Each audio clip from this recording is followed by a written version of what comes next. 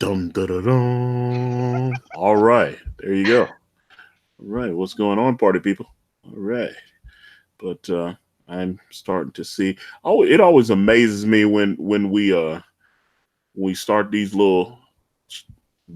things up. You know, that you know how. Oh yeah, see here we go. The people following. What's up, DJ Fox? How you doing? Uh, welcome to Sexy Party. Uh, I think that's how that goes. But with me again is the very lovely Anna with the strange icon that horrifies me. Oh, But whatever. mm, mm, Good mm. heavens. Oh, well, how are you, dear? It's like again, although I get to talk to you and all that, but I look forward to these streams. I look forward to hanging with you and everything. And how Pretty are you? good. Pretty good. Playing a lot of Fallout. Oh shit! All right. Was it you played like what New Vegas or some shit? What do you do? I'm in 76 now. Oh, okay. I am way up the asshole of this game. I love it. It got really horrible reviews. I don't give a fuck. I'm having a really good time. So, Oh, I so love it. there you go. All right. So okay.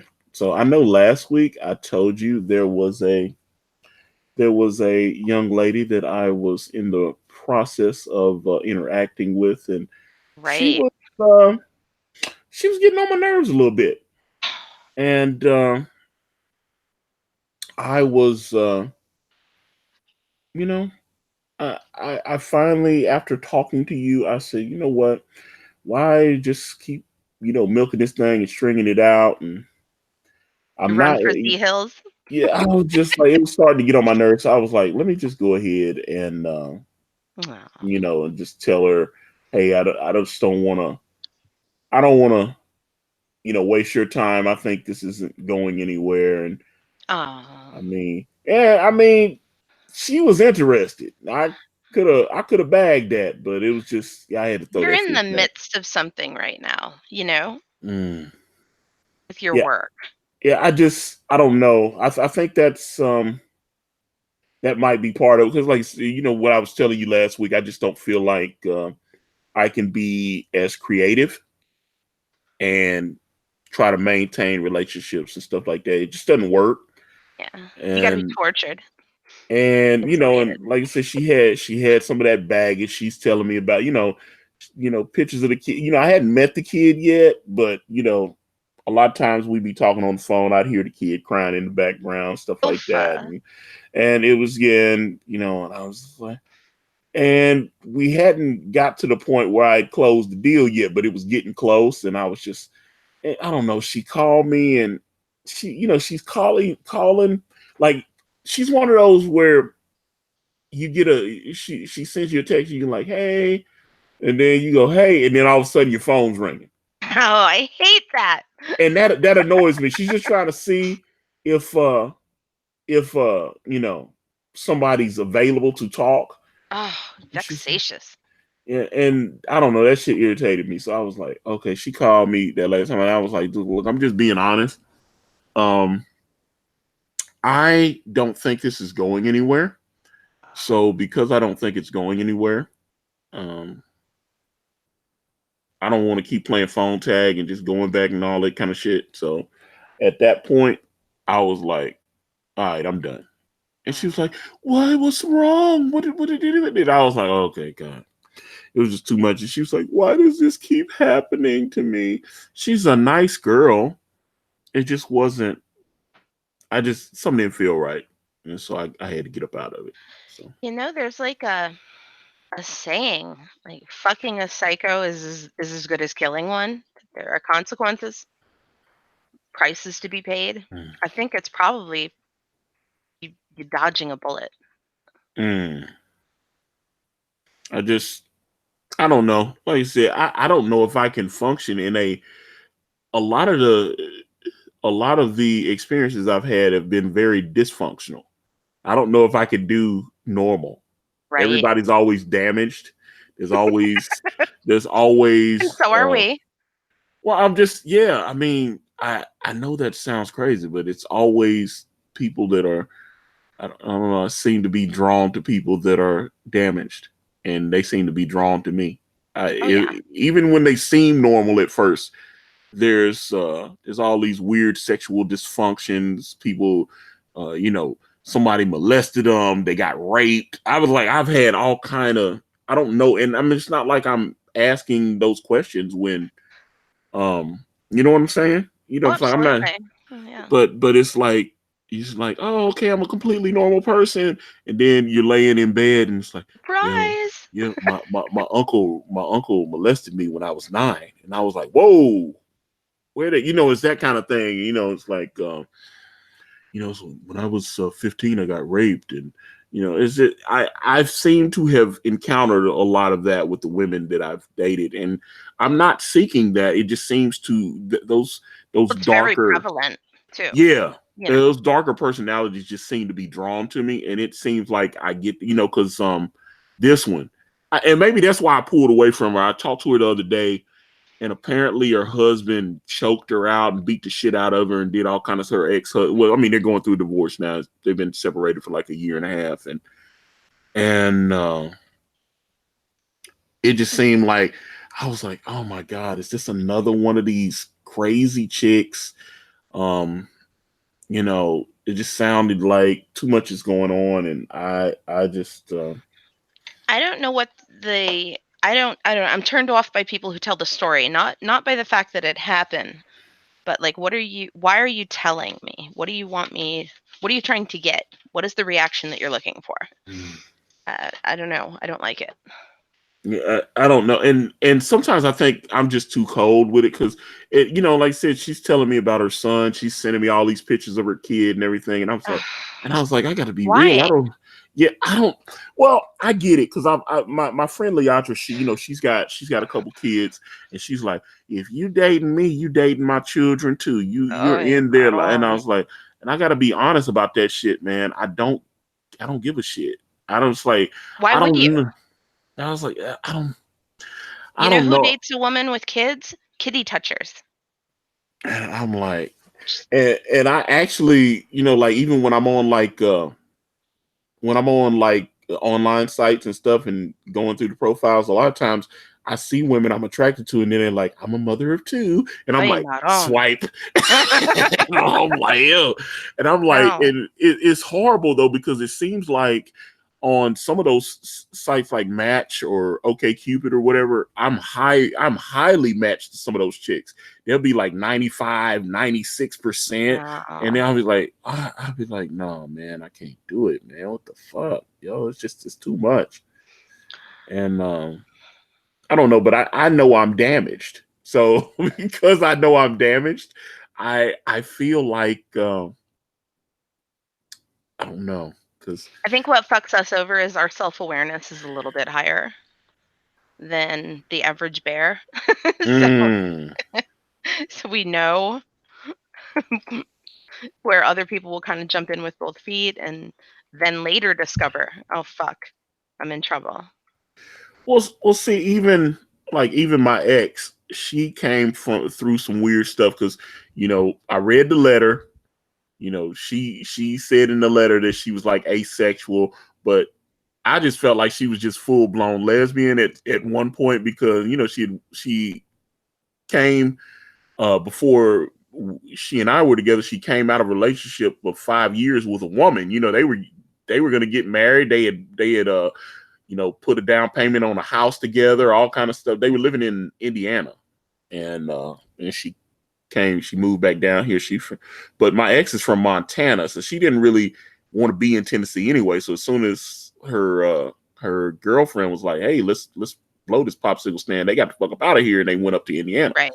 And then, but her family was still down here, so her ex stuck her, met some chick online that was living in Germany, by the way.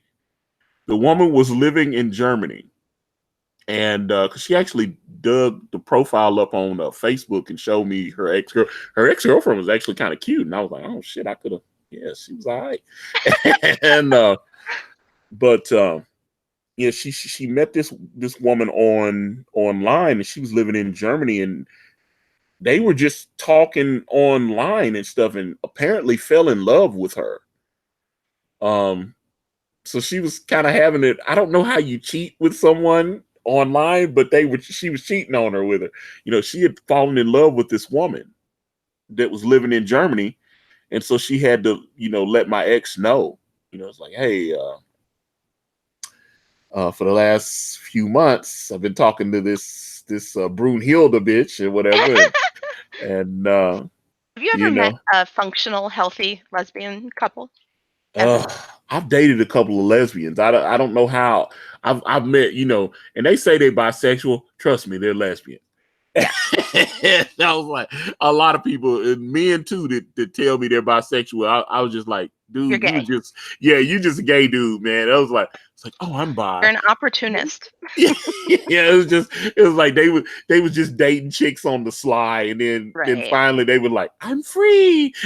Because my I have a buddy of mine that I used to work with, and he was telling me he was bi, and No. like the last like 7 dudes that he brought around that I met, it was all guys. It was no chicks. At a certain point, he just said fuck it and just started dating dudes. He was like, I'm Yeah. free, bitch. Be I'm not honest. dating. Yeah. And that's why I was like, and I'm sure that's not the, like what was it, the Prince Oberyn on fucking Game of Thrones.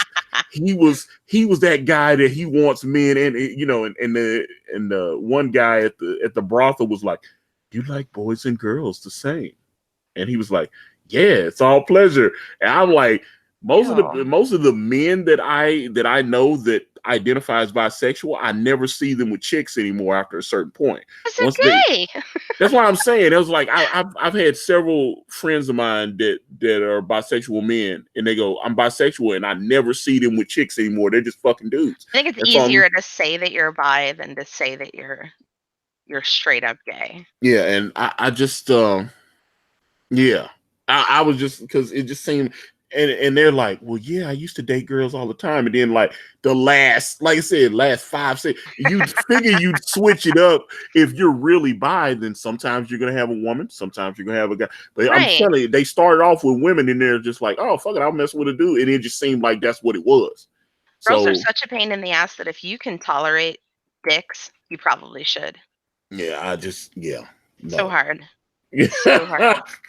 Well, I have one, so If you can and tolerate it, yeah, yeah. Well, I make the have switch. one, and I've been trying to give it to you for like a decade, and you keep rejecting it. I'm not rejecting you. I'm like, God, I was just like, if you were just a little closer to shagging distance, I could just Uh, get it out of my system. no, then you'd want more. You'd never be satisfied. Well, what's wrong with that? I'm like Jesus, woman. 7 I'm like, children. uh, oh 7. man. Yeah, I'm sure we can find a nice natural shelter or some shit. I don't know. You You gonna always dump my want kids? to. We can go visit. That's what zoos are for, or whatever the This is fuck. the fucking zoo. This Yeah, is the zoo. I can Ay, only ay, ay. imagine. Oh my God, Anna, God. I was just. But no, I mean, like I said, my ex, her girlfriend, German woman who I said Brunhilde. Brunhilde. Yeah, so she met Brunhilde. She actually fucking moved over to Germany to be with this chick. I hope it fucking didn't work out. They're still together. Oh, god damn it. I hate Which, happiness. but see, that's the thing, and that's why I go back to my ex when I've talked about her. I feel like, she may not have wanted horrible shit to happen to me, but she didn't want me to be happy or successful after. She felt like I just, I think it she just, wants you to learn a lesson.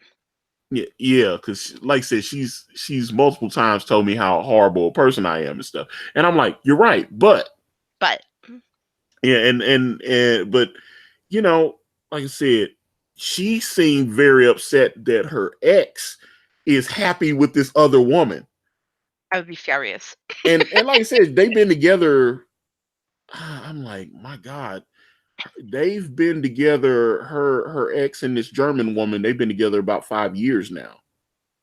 Hmm. So it's you know, you move to another country for a bit. I was like, hey, I'm gonna move to Germany. Awesome. But I mean, that's a risk. You meet someone online and you're just talking to, I mean, I guess you talk on like WhatsApp or whatever the hell, or whatever I mean, technology's so cool now. You can talk to anybody in any country online and just, it's not like it's, hell, I remember just around here when I was a kid, Nashville was a long distance call. Now it's just a call. Oh, I mean, right. it's only like 40 minutes away to get to Nashville, and they were charging long distance for that. I was like, ooh, my mom worked in Nashville, and sometimes, she worked for the state, and if you had to call, we had to make sure it was an emergency, because when we got the phone bill, it was showing like a long distance call. We had to get on that phone and get the message out. I was like, Mom, we need money. Da, da, da, da, da, blah, blah, blah, blah. All right, blah. All right, gotta go buy. And then she'd be like, call this neighbor and tell them that I'll pay them the money back when such and such. And that kind of, we had to do shit like that, but we Right. had to keep the message quick, because even like a 5-minute call was like almost $3 back in the 80s. It was crazy. And I don't know, that kind of stuff. It shocks me how the technology has changed now. But like I So said, fast.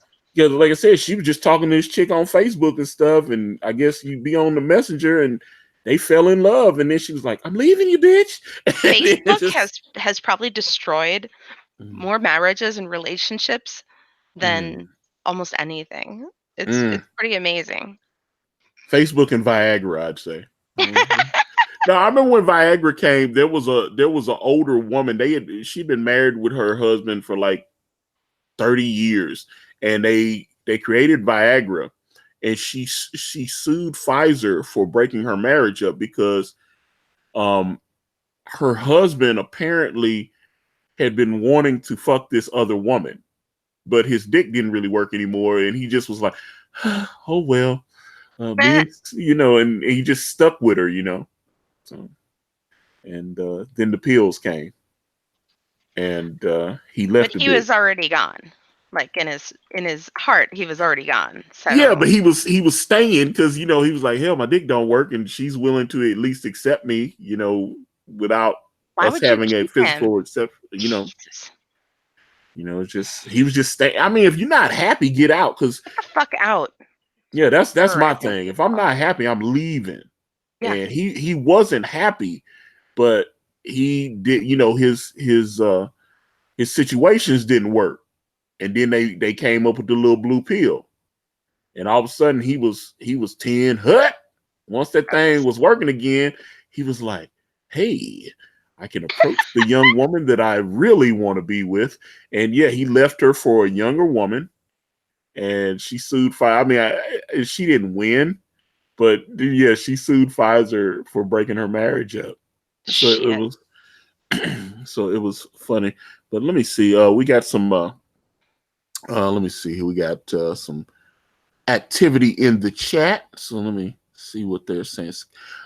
Sketch therapy, that can't be more damaged than you. Nothing wrong with holding up test. Well, yeah, well, there you go. Let's see.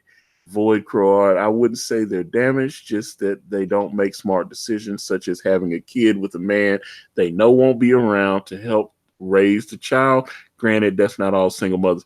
Now, that's an interesting point, because my friend Angie just told me that her niece is pregnant with her third baby with the third different guy. So she's got three Jesus kids. Yeah, Christ. 3 kids. Now the other two are girls. We don't know what this new baby's going to be, but yeah, she got this. She's pregnant for the third time with a completely different guy. So I was like, all your kids got different daddies, and I know people like that. I know a lot of people. That's not Me uncommon. too. So that's I don't know. That's It's that. gross and it's immoral Well, I told her. and I it's said selfish. I told her that shit just didn't do it for me. I was like, so wait a minute, you got 3 different baby daddies? I was just like, oh God, it just, that's awkward as fuck to me though. I just couldn't. I don't know. When I see hoes like that, that shit is trifling. That's just so. That is the neck tattoo of life choices, you know? The- Fuck you. oh, what's wrong with neck tattoo? It's like, what's wrong with the neck tattoo? You Tell know me what? more. Honestly, I appreciate it now. Let me know that you're just utter fucking trash and not worth a second of oxygen. That you're an oxygen thief. Let me know that early. Give me a warning sign.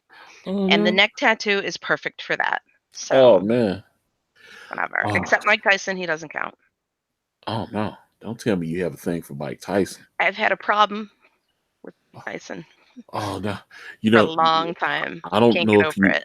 yeah, I don't know if you know this or not, but Mike actually got convicted for raping a woman. I don't give a fuck. And actually, I don't really believe it I anyway. don't believe you. I'm just being. I'm being I don't funny. care. I don't.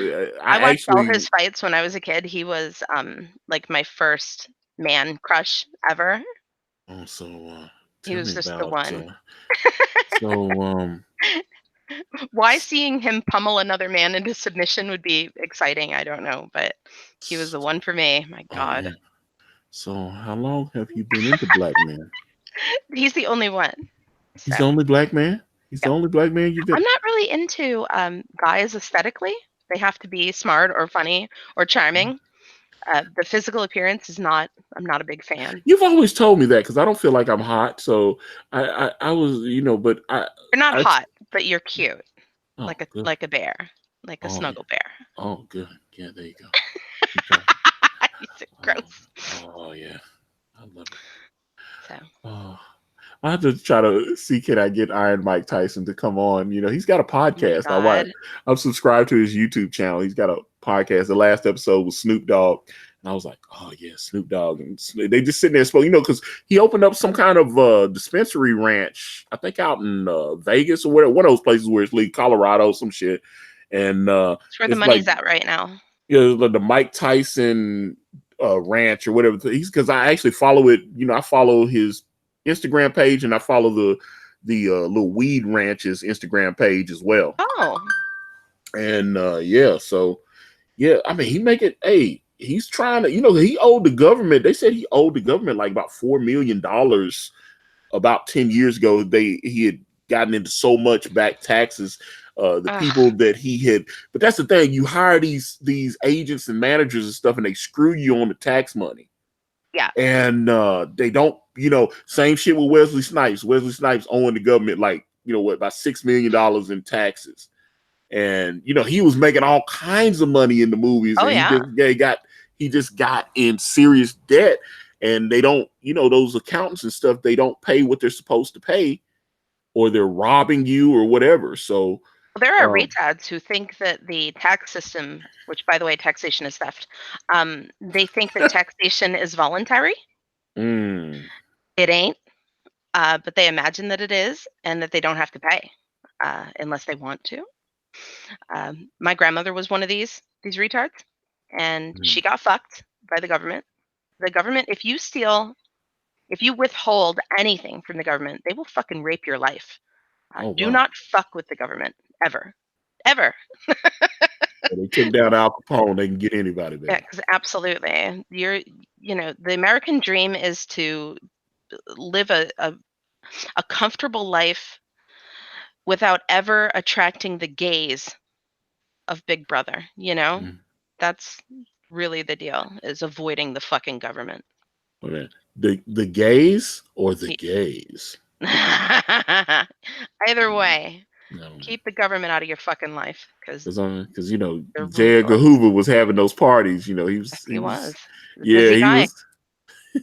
was. I'm sure J. Edgar Hoover would say he was quote unquote bi, right? Oh, sure. Totally bi. He was totally bi. And I was like, did you see that movie with Now, is Leonardo it DiCaprio? possible that this is actually all bullshit and that it was a conspiracy to discredit him, that it's like a false flag that they planted? No, that guy. What was that guy's name? Clive Warren or whatever. That was his second in command at the FBI. That they, and they they were like roommates and shit. I was like, get the fuck out of here, man. It's too They were documented. banging. Yeah, it was too well documented that those guys were lovers and together and stuff. So it's just too much. Yeah, there's so much stuff backing that up that Right. they just held the front up in public. But I saw that Leo movie. I saw the movie with Leonardo DiCaprio, and it was very interesting. Yeah, I didn't And see it. oh, you didn't? No. Interesting. You need to peep that. I was like, but it seems like they played with the gay stuff. It was like because everybody was waiting on the gay stuff. That's how they set the movie up, because everybody's like, all It's right, gonna be gay shit. they was like, yeah. But so then they go out of their way they hold, you don't see any kind of stuff that was gay until like the end of the movie. Everything is about him trying to marry some woman Did and he all kiss this. him? Yeah, he kissed the dude. Oh. Yeah, he kissed the dude at the end of the movie. It was like they were. It was yeah. Oh yeah. Loda Scholar. He was a mama's boy and shit. Yeah, and that's how they was playing it. Yeah, he's like, oh, he's a Right. mama's boy. He was very concerned with his mother's well being. He was fucking Norman Bates. Yeah, he's Norman. Yeah, and Mama. then but. Yeah, he's Norman Bates. He's that guy, because he was like, I can't be married. Who would take care of my mother? That kind of shit. And I was like, the fuck out of here, dude. What are you talking about? Yuck.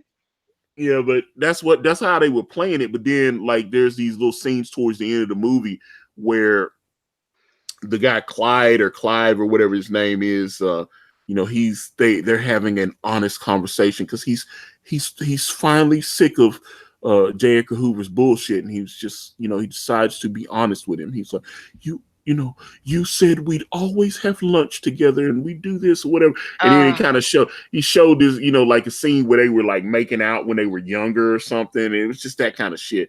And I was like, okay, so that's how they get Leo to come on board. It was like, all right, Leo, he's gay, but you're not gonna be gay the whole movie. You just have like shoot the one scene, and the rest of the shit you can pretend like you like women or something. You know what I did see? I saw Brokeback Mountain. Oh God, that Holy is the worst. shit. Oh, Do you think that's what gay guys do? They like attack each other, and it's very, very manly and I know a guy like wow. that, and he described his encounters with another guy, and it sounded like Greco-Roman wrestling or some shit. It sounded like they were attacking each other. Man. And I was like, holy shit. And they're up on a mountain. There's no lubricant. Oh, Maron. no. No. The scene, whenever anybody talks about Brokeback Mountain, I always do this. I go, you remember that scene where he spit on his head? Oh, when he spit on his head, and I was like, oh, holy shit. You know what? And I'm not homophobic in the slightest, but there is a natural revulsion, an innate evolutionary distaste for homosexuality with man on man that I can't overcome that. Well, I wouldn't watch them. I didn't want to watch the movie, but I was there was a young lady. No, there was a young lady I was with, and she said, she's like, I heard it was really good. I was like, I don't want to watch two guys fuck each other. I'll tell you what, like 2.5 ending hours. was heartbreaking. It was devastating. Oh yeah, the end break. It was yeah, fucking awful. I couldn't believe it. It was great. I'm gonna be honest. I enjoyed the movie, but it had some like that spitting in his hand scene when I knew that's their reality. Yeah. You want to fucking see it? There it is. Oh yeah, but I think that's the right thing to do.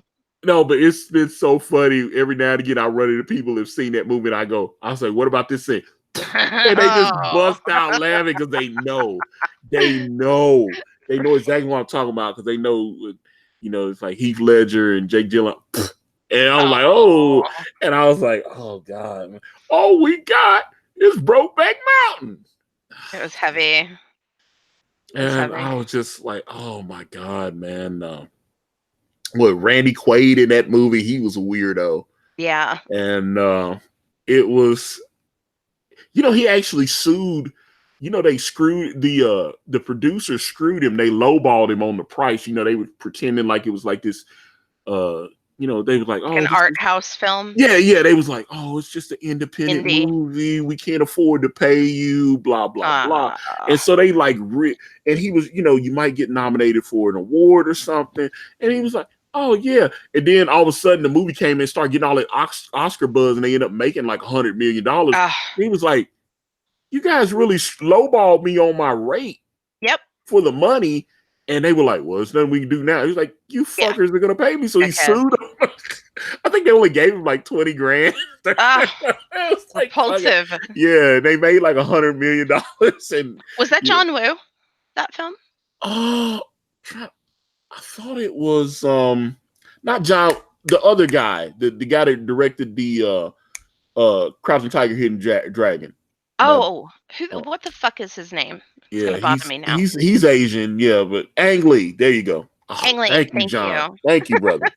yeah, Ang Lee, but yeah, that's Ang Lee, and who I can, love Crouching Tiger, and I definitely think I actually think Brokeback Mountain was a decent film, and Anne Hathaway's tits were divine. I was very thankful that they actually had Anne Hathaway show her tits. That was nice. Yeah, she had a nice set, man. They were beautiful. Great.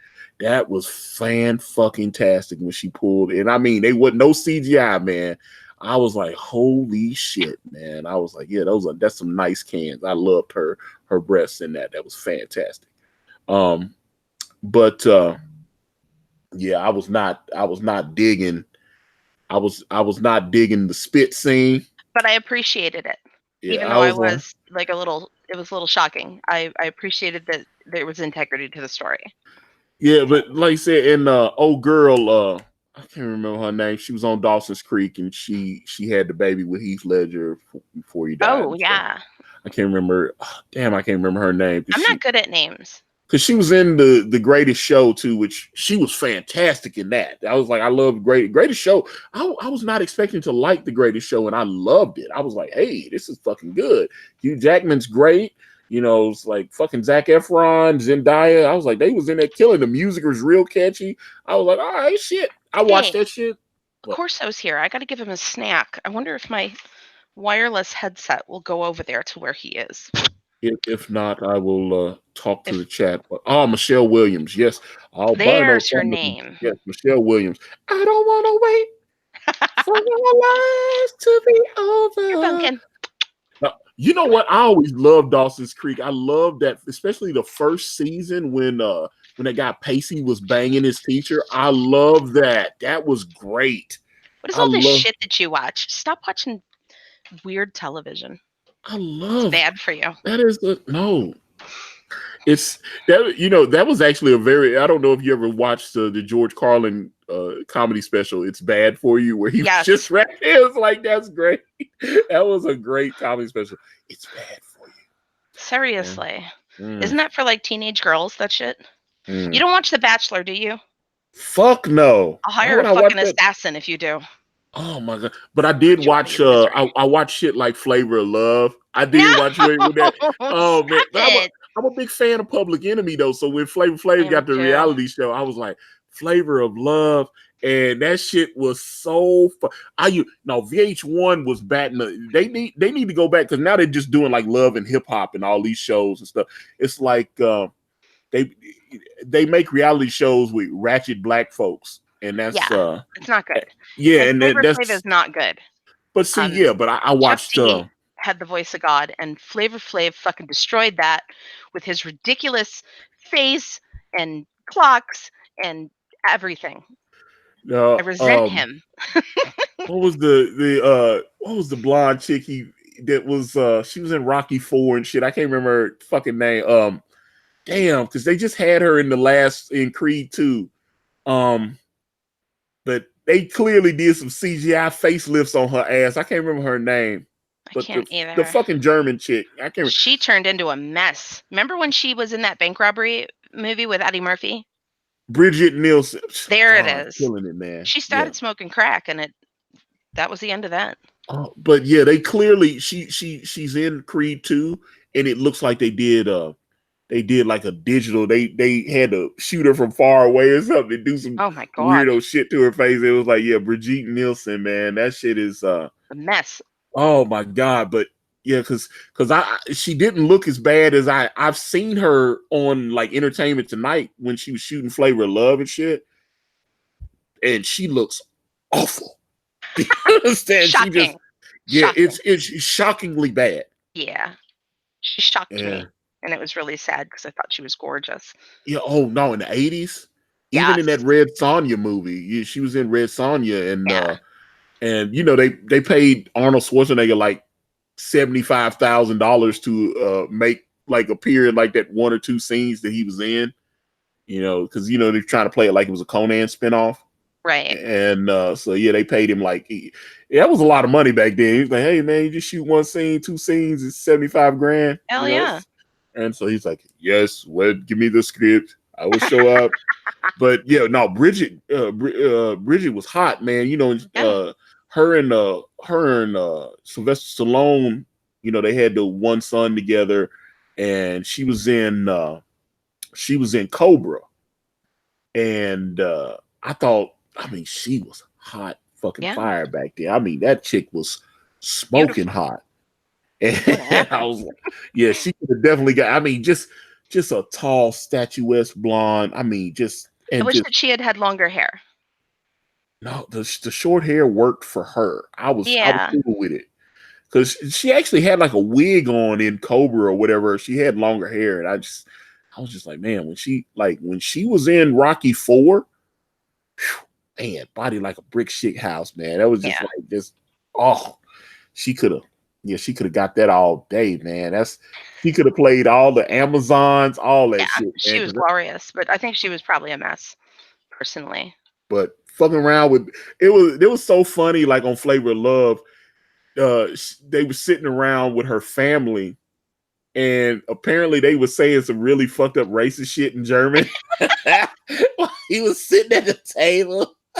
And I was just, you know, they started putting the subtitles on the screen and shit. And I Oh was just like, no. yeah, it was so fucked up because it was just like they were just talking bad about Flav, man. And I was just, you know, Well, it's he like, disgraced her. but I love Flav. I love because like all those old VH1 reality shows, like you said, I watched Flavor Love, and they had Breaking Bonaducci. I don't know Oh if my you ever god. Breaking Bonaducci was the shit. Oh, Danny Bonaducci's reality show, Breaking Bonaducci, is got to be top 5 reality show of all time. They got so many clips of that shit He would on come on YouTube. Howard, and it was obvious that he was fucking unhinged. And that's the thing. Howard said that he had tried to do a reality show with Danny, and then they did the deal with VH1. And he was like, damn, I was trying, I saw the vision. Right. He also said that it was his idea to do the Osbournes, because Osbournes used to come on Howard Stern all the time. Ozzy used to come on. He used to bring both his daughters on there, and he brought Lil Jack on. He used to come on with Sharon, and he was like, hey man, you guys are funny. Y'all could be a reality show and shit. And it was like Void Crow Art. I remember when VH1 MTV showed music videos. I almost said, yeah, and that's the thing. But it's all reality shows and shit now. So I mean, they still have their little award shows, but yeah, they're kind of the only time you can watch music on MTV is like at like 2:00 in the morning for a couple of hours or some shit, and it doesn't really. But they had, but I'm gonna be honest, I used to love the Real World and Road Oh Rules. I used to god. love those. Well, you didn't like those or no? Honestly, I haven't had cable or television at all in about 12 years. What the fuck you say? What? Yeah, I But I don't mean, you got tablets and shit, so you watch something. You watch YouTube or something, right? I Or you watch Netflix? I watch some YouTube, Okay. but I don't watch anything that's like network television Okay. or anything Yeah, like because that, I gotta ever, be honest, I'm starting to phase out the network television. I've started because getting. it's horrible. I'm glued. I'm fucking glued on fucking YouTube. YouTube must got crack in it or something because I'm addicted to that shit. I like Uh, little bites, and YouTube yeah, does that. that's what I'm saying. I like my videos. I was like, just let me get my quick fix, and I'll, like when I'm writing, I like to have like I specifically look for longer videos or a playlist, and I'll just hit the playlist and I'll just start, so I can so apparently, yeah, everybody agreeing with you in here, man. They like, yeah, same here, and internet only for me. What do So I'm you like, listen to when you work? uh, well, it depends on what I'm in the mood for.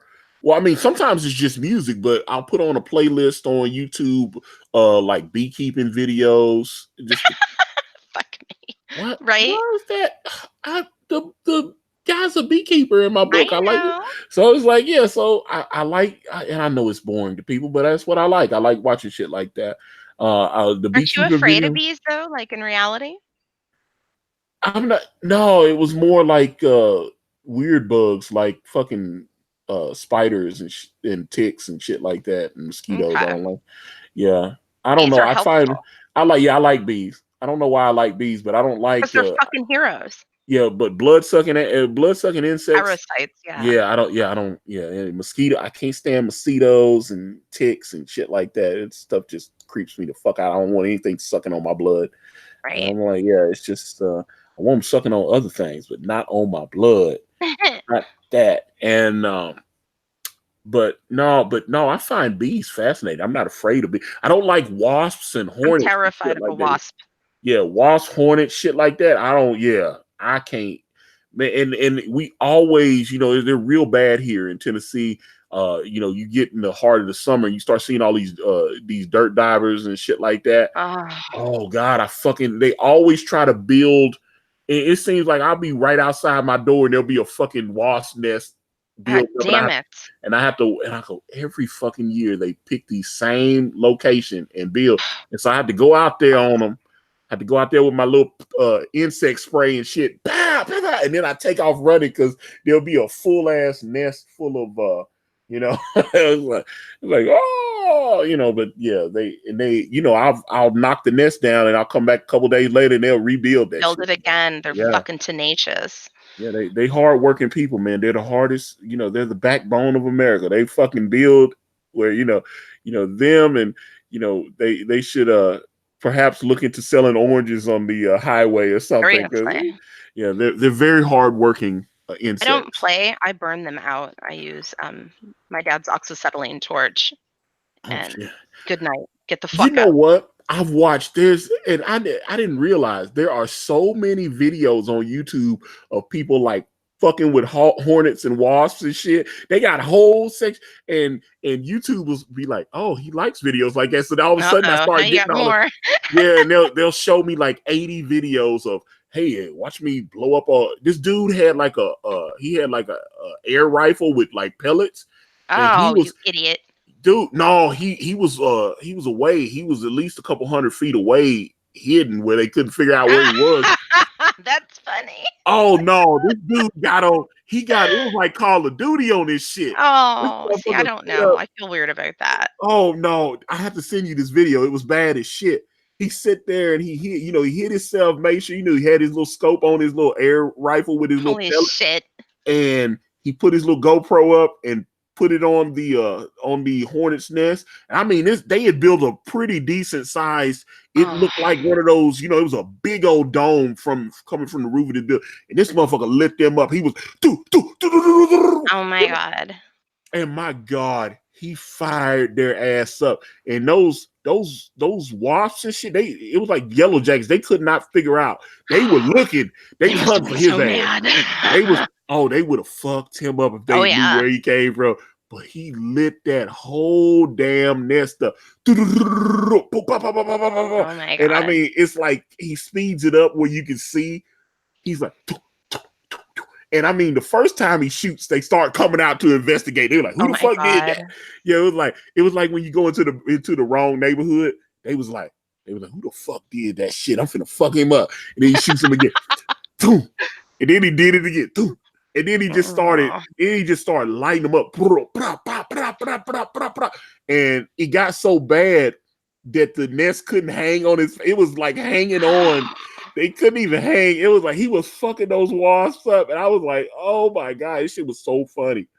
And I was like, and then another guy, he took like an aerosol can and lit it and did like the little blowtorch thing on them and shit.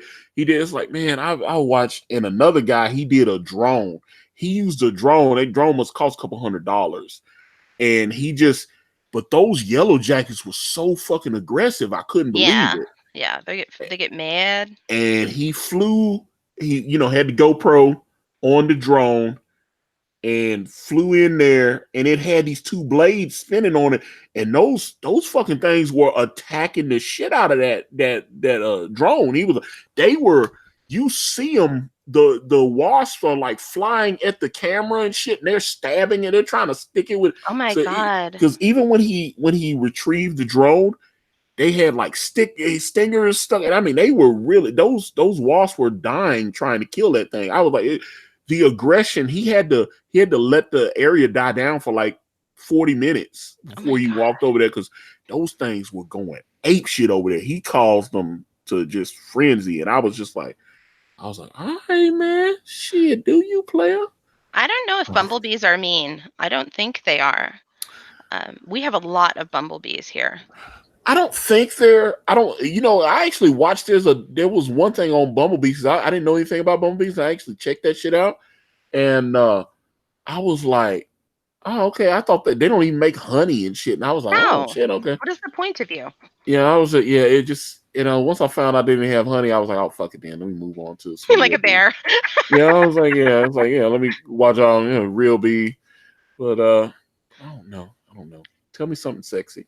Oh my God. The problem with my air quote sexy stories is that they end in humiliation most of the time. Oh no.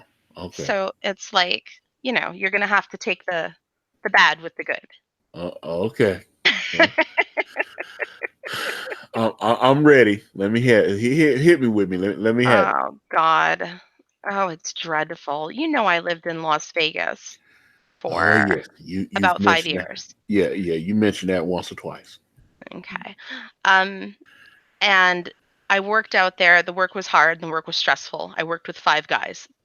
Oh, so you So weren't an escort or something? I thought you were gonna tell you like stripping or I you have were an never escort. sold my pussy ever. Why not? Um, You're I only don't know. young once. You're only young once, I'll girl. sooner Say that. I'll take what I want from you without giving you anything. I'm not gonna, Mm. sell. Oh, so you It's like gross. Cardi B and shit. It was Right. like, did you see? Right. What did you think about that? I saw that shit where she was talking about. She admitted while she was a stripper, she was like drugging guys and Of robbing their course. wallets and That's shit. very common. Fuck off. And if But you she's don't getting like up. it, don't be there. Oh God. That happens. Yeah, yeah. Well, yeah. I was like, yeah. So whatever. But Oh, I was at the club. We had a really successful night, and we went to a club called Cheetahs. okay. It's a strip club where they keep their bottoms on. So it's a topless club. I think that's where Coolio met that tranny that sued him for discrimination. Did you ever see? Did you ever hear that story where Never. yeah, it was a transgender Coolio was on tour with Naughty by Nature. They were doing like classic hip hop tour. It was about 3 years ago, and he met this transgender female who was actually a transgender porn star. Apparently, she was doing adult films, and he, she was able to pass. You couldn't tell that it was a guy, right? Although I heard a video of her talking, So and in the dark with a few beers, you couldn't tell that it was a man. yeah, but Okay, I like I got you. said, when I heard this person speak, I was like, oh, she's got the tranny voice. To me, it was like, oh, hey, To how you doing? everyone. It was Yeah. it's a guy trying to sound like a girl, and I don't at me. I know that probably sounds horrible, but it just No, it doesn't. the voice the voice did not sound feminine. It sounded like a guy trying to sound like a woman, Which is what it and is. so I don't care what kind of hormones you take and everything, whatever. But I heard that voice. I was like, how did Coolio hear that and not think that was a dude? I'm just being real. I was like, how the fuck did he not Maybe do he that? was in a pinch. And so Coolio, like I said, Coolio, and he won't admit he kissed the chick or whatever, but yeah, they made out. I mean, come on, Oh, man. well, But the official story is, hey, they kind of kicked it and whatnot. They'd hung out at the club, and Coolio was like, hey, we're, he had a club date. There, that's why they were in Vegas. They were at the club date to do the, his little club appearance maybe like House of Blues or one of these fucking clubs in Vegas. He's like, hey, I'm doing the show tonight with Naughty by Nature. Do Oh. you want to come through? And she was like, yeah, I do want to. Her Oh voice ain't fuck. sound, but yeah, she was like, Oh. yeah, I do want to come through. And so he was like, oh, cool, I'll send my car for you and stuff. And so he sent a car to pick her up, so she could come in and make sure she was on the guest list and all that. And so she says, he was clearly hollering at her, trying to get her to. He was like, hey, after the show tonight, won't you come back up to my hotel room? He trying to smash. Oh boy. So at this point, because she went to the press and everything, and told everything that happened. At this point, she said it was pretty clear that he was trying to fuck. And Right. she said she really wasn't attracted to him, but he was famous and she wanted to go to the show. So she agreed. And so at that point, she decided to come clean and tell him that she was transgender. And when she told him, he hollered at his people. He was like, get this bitch the fuck up out of here. And they threw her out of the club. Well, And, yeah. And see, when they threw her out of the club, and this is all true. Y'all can Google this shit because like I said, the bitch went to the press and everything. It said because they were going in on Coolio. They was like, oh, you homophobic because you didn't. I was like, okay, so you homophobic because he didn't want to fuck a guy? Are you serious? Absolutely. That's actually the party line right now. Oh, fuck that, dude. And so I'm like, yeah, she was like, oh my God, he was so disrespectful. He just mistreated me. He only threw me out because I was trans. Because it's not disrespectful to hide your dick and pretend to be a girl. That's not disrespectful at all. Yeah, and she knew. Christ. You hear the story that she's telling when she went to, like TMZ and all these little publications. And, when she went, you could tell. And they got one of the waitresses, they got a statement from one of the waitresses like, oh, yeah, I watched him throw her out. And I was like, and you saw other rappers like T.I. going, well, what the fuck was he supposed to do? Seriously. What the fuck was he supposed to do? He was supposed to have sex with that true and honest woman. Obviously. Once you come clean and tell them, hey, I'm trans, then it's a no-go for me. I'm like, yeah, I'm like Randy Jackson on American Idol. Yeah, it's a no for me, dog. You know what I'm saying? That's what it is. I'm like, I don't get that shit. That's why I was sitting there. I couldn't believe it because she admitted that she wasn't even attracted to him and shit. She was like, yeah, I wasn't really attracted to him. And but he was letting me get to the show for free. I wanted to watch the show and everything. So yeah, he let me. And then, like I said, he's making his movies. He got her a couple of drinks. They're talking, asking her, hey, after the show, come back up to my hotel room. We can, have a little nightcap. And then she finally was like, oh boy, I better let him know because trust me, you don't want to be alone in the room with me and pull out a cock. I promise you don't. No. And people are entitled to a very strong reaction to that. Yeah. And that's there's an argument that's rape by deception. Let me see. Hold on. Let me see. Void Crow. Antonio is lying. If they say they're trans, he says pre-op or post-op. Just like what? No, that is not how I gets down, bro. Believe you. You got the wrong motherfucker on that shit. And You're not looking for inside-out penis? Yeah. Oh, you don't like that? No, I remember. It was so funny. My uncle, one of my uncles was over. This was back in the 70s. He was over in. He was actually in Vietnam when my father was there. They were, I guess, they served together, and they were over in Vietnam. And apparently, they had a bunch of these. They had a bunch of these he-she's over there. They had a bunch of those right guys that look like which apparently they still have to this day. But they were on Liberty and went into town and picked up a couple of girls. They were trying to get laid and everything. And he took back to the hotel room. They got a little hotel room in town. He said the guy came out. And my uncle, it was so funny. My uncle told this story. He said he came. He said he came out. He said his dick was big as mine. Oh And my I was God. like, Holy and fuck. I said, whoa. I said, what the fuck? And he was like, yeah. He said, guy came out dick bigger than mine. And I was Oh like, my oh. God. And I said, so I said, what did you do? Did you just, he said, I played like I had to go to the bathroom. And he said there was a window in there. He said, I climbed out. He said, yeah. He said, I climbed out the window and I got the fuck out of there, man. I mean, I wish oh, God rest his soul. My Uncle Johnny, I wish he was still alive. He told that story. He had me in tears. Oh He my was talking God. about the damn tranny. I was like, oh my God. Yeah, he said, dick bigger than mine. I was like, oh, and he just, I was like, what the fuck, dude? But yeah, but like I said, Coolio, yeah, they tried to drag Coolio for that shit. They tried to drag him because once the transgender woman told him that, yeah, she was trans, he was like, yeah, get this bitch up out of here, man. And then he give her cab fare back to the house and then, you know what I mean? You know, because remember, he sent his car for her and she had to get her own way back home. That shit was funny as hell, though. But I was like, I don't know what he was supposed to do, though. He was trying to fuck. He was being honest with you, Yeah. man. He was trying to fuck. And you telling them you don't have the equipment necessary for the job. And I would even say that. Let's say if you post-op and you don't tell me, that's a problem for me. Absolutely. If I'm You're entitled to know that. yeah. If I need to be fully informed about your situations before. I don't care if you cut it off or well, I guess they don't cut it off. I know they invert it or whatever the fuck they do because they actually got videos of that on YouTube where they show the procedure or something, you know. And I saw them, they lasered the guy's cock and then invert. I was like, what the fuck? That shit was a horror show, man. It was like you be watching like Freddy Krueger or some shit, watching one of those videos, but it was. But yeah, even if you've done that and your hormones and shit, I need to know. You have the right to know.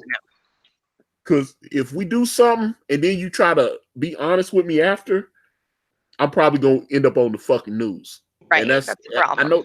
I know that probably sounds horrible, but yeah, you just don't want to do no shit like that. That's it's you rape. need to be you need to be completely 100% honest with anyone that you are being intimate with. Absolutely. Gay, straight, trans, whatever. Yep. You know, and I've heard, you know, I used to work with someone that was trans. And, I remember. yeah.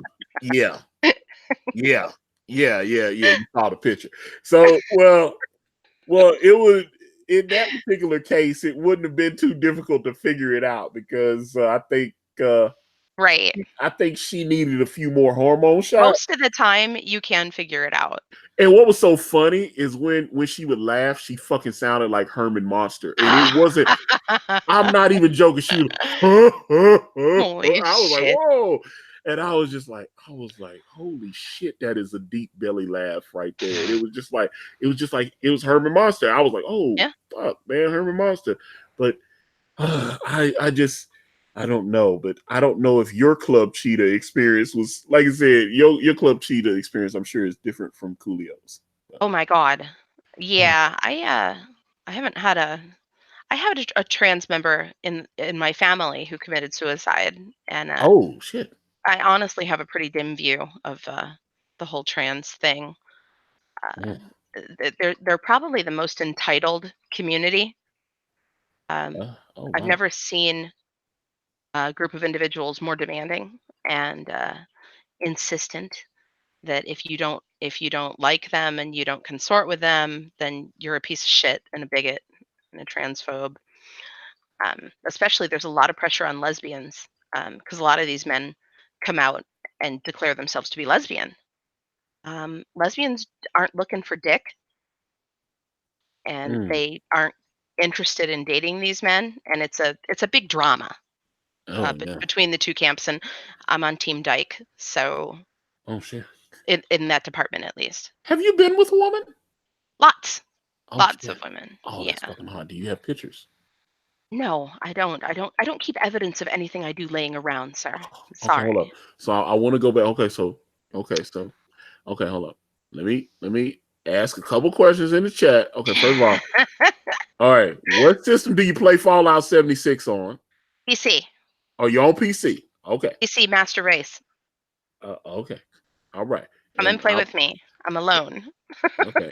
And Albino Thunderbuns wants you to finish your Vegas story. So Good which we God. were going back to, I'll do it. You're not going to be happy. You're going to be sorry you asked, sir.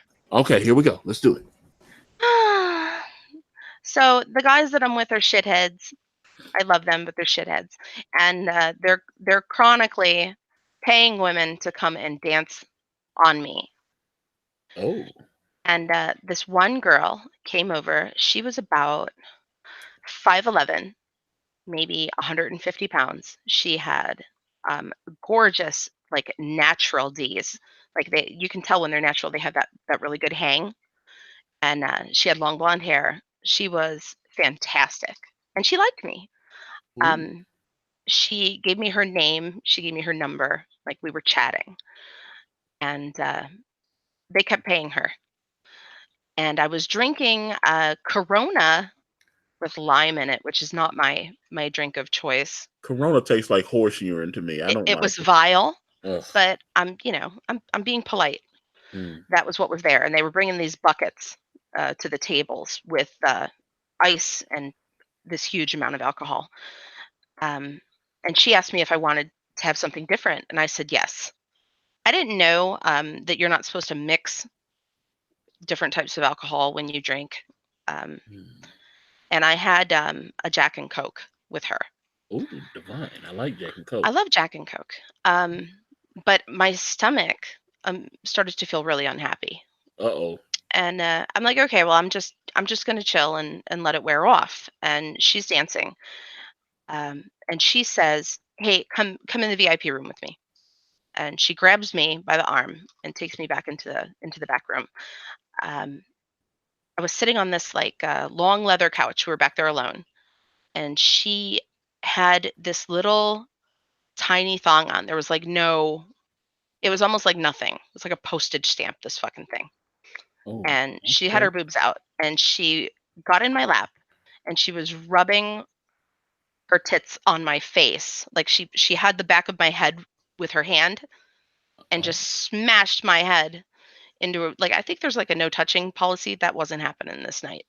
Mm. And she's rubbing her tits into my face, and she flipped herself upside down Mm. and put her hands on the floor and her ankles on the back of the couch and shoved her pussy into my face Oh, wow. Okay. with the underwear on, and the underwear was soaking wet. And Oh, I'm like, holy shit, oh, this is wow. happening. But all the while, I got this, little bit of unhappiness in my tummy. Oh, man, this doesn't sound like it's gonna. Okay. So All right. she is really vigorously rubbing her crotch on my nose and my mouth, and I'm in heaven. I'm fine. Um, Mm. and she has her moment, hers, and Oh. right. But it had nothing to do with her. She was a beautiful. She was immaculately clean. Oh, wow. I did catch some kind of an odor in that room. Oh. Shut up! It wasn't from her. I have a very sensitive nose. And I caught a whiff of something. I don't know what it was. It could have been from the couch. It could have been from anything, and it happened. Oh, And I threw up on this beautiful, perfect woman. She was such a champion about it. Um, she God. laughed. She took me in the ladies' room, and she got cleaned up. She changed her underwear. She got me cleaned up. I gave her $300 because I was just wanted to die. And she actually called me the next day, and we hung out. We spent some time together. I found out she had 2 kids Oh, and fuck. a meth habit. And a Uh, meth habit. and a meth habit. Oh, So I ended up giving her a little bit more money and then just ghosted her. oh, oh, God. Wait a minute. What's with you and giving the money? What do you mean? Why are you giving? You're too generous. What the fuck? Because I oh my god. I violated her with my vomit. Yeah. I mean, yeah. But you'd be like, sorry, bitch.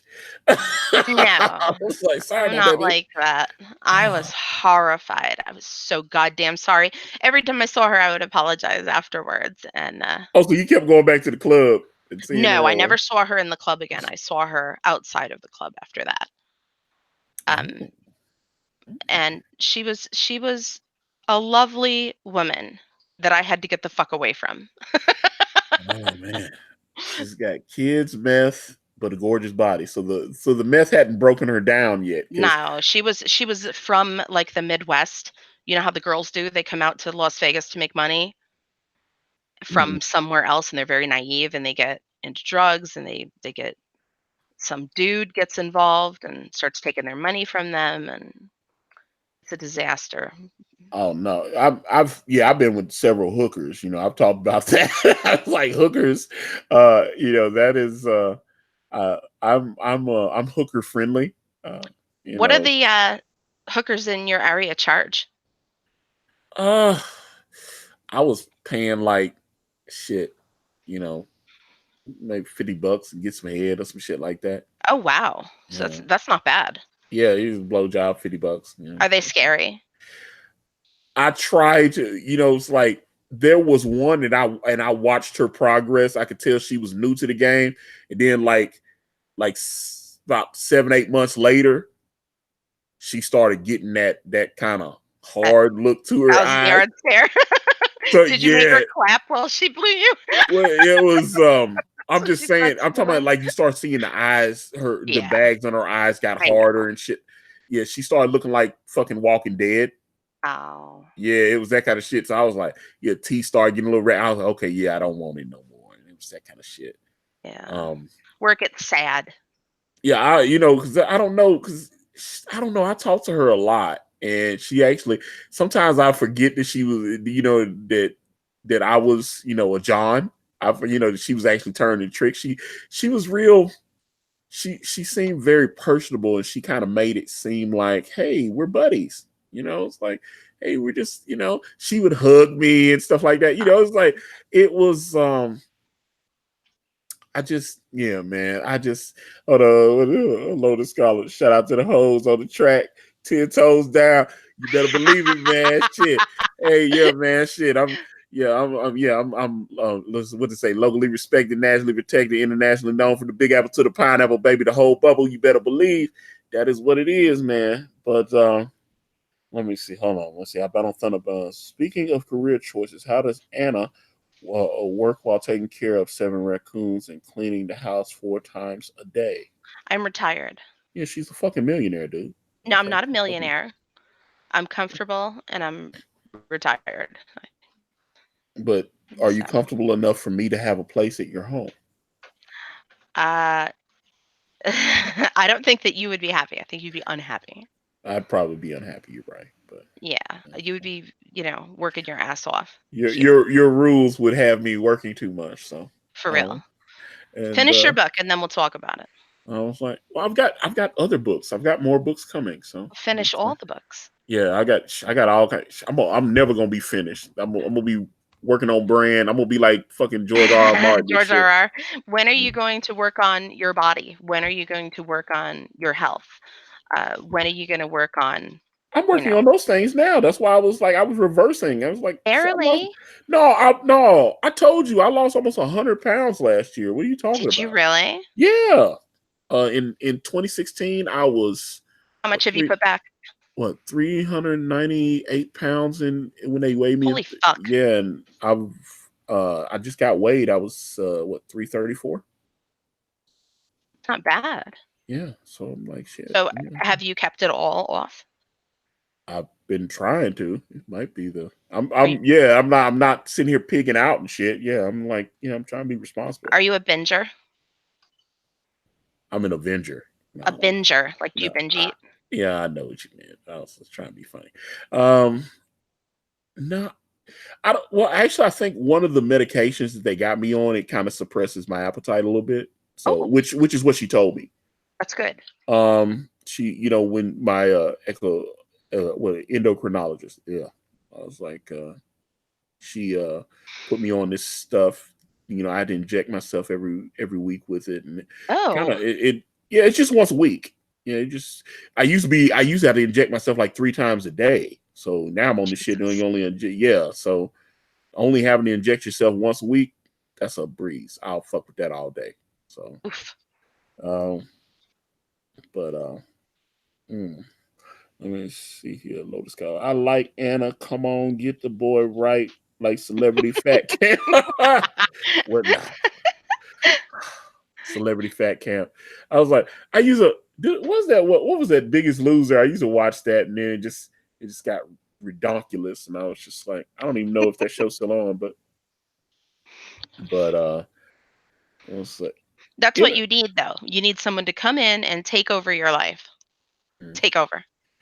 And you can't do that while you're creating. uh, So I was like, it's the thyroid, Antonio. I always say it's the thyroid. Either way, I know the shit that she's got me injecting into myself is very helpful. So, what is it? what the fuck is it called? Not Zig. Well, I'm on one thing called Zigduo, but that's a pill. And then there's something to look on my medications list because she got all the, I've got all these different.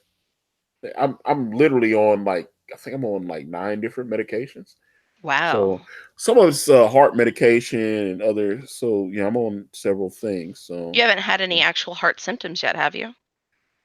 not since I was diagnosed a couple years ago, but I Okay. mean the medications have, my blood pressure is under control. A lot of that shit. So it's let me see what I'm on. I'm actually looking on uh my thing. So it will. It's called Ozempic. I've Yeah. never even fucking heard of that. Yeah, it's actually a newer drug. And which that's another thing. That's why I know pharmaceuticals are fucking shady as shit. Oh, They yes. they yeah, because like the bitch is prescribing this shit to me. She's giving me coupons. Like, here, take this coupon. And it's Pusher. made, yeah, it's made what was I think the company's Eli Lilly. So, and yeah, she's giving me coupons like, hey, when you go fulfill this, it could possibly be very expensive. So um give this coupon to the pharmacist, and most of them will accept it, and they'll knock off. And yeah, I gave it to them, and they knocked off like $25 right off the rip for every time I buy the shit. So it's like, Wow. yeah, it's let me see. Hang Solo side effects. The side effects, I will tell you, sometimes, especially when I first started taking it, that shit made me dizzy as fuck. I'm used to it now, but I definitely don't think you should inject yourself on an empty stomach. Right. It's You definitely need to be eating something and then inject yourself, because yeah, if you do it when you haven't had anything to eat or something, boy, that shit'll fuck you up, dog. I'm telling you right now, you shouldn't be driving or anything like that. Um, it's some serious. Is that a coon I'm hearing in the back? It sound like I heard a. Yep. I was like, yeah, I know you got all that wildlife running around in this motherfucker. So I was like, Feed my but babies soon. do they suckle at your breasts? They do not. Oh, okay. Oh, in infancy they could. Now I They're want grown you ups. now since since you said you have been with multiple women, I want you to tell me a good story of Oh. being with them. Well, tell me about your first time being with a woman. I don't think I was like 7. Oh, the fuck? Wait a minute. No, I don't want to hear anything. I'm talking when you were a legal age woman. I'm like, Oh gosh. yeah, I don't There's want to be so telling many. like, weirdo stories of underage Right. girls. Yeah, but I'm like, you're She was a legal. bad girl. Oh, yeah. I was like, oh my God. So, yeah, but like, say you're 18 You know and, what? Uh, you're probably gonna have to wait on that because my brother just came in from work. oh no, are you leaving me already? Well, I'm not going to regale him Oh, with oh, okay, okay. I was like, okay, such a story. okay, So okay. Well, okay, I guess yes. I forget. You have to maintain the illusion. Uh, right. I'm like, okay, so, I'm an austere princess. So, oh God, okay. So, have you ever used cocaine or any? absolutely. Oh, Yeah, you have? love Okay. cocaine. Wow. Love it. Okay. I'm a depressive, lifelong depressive. I have something called MDD, major depressive disorder, Mm. and cocaine is a mood elevator.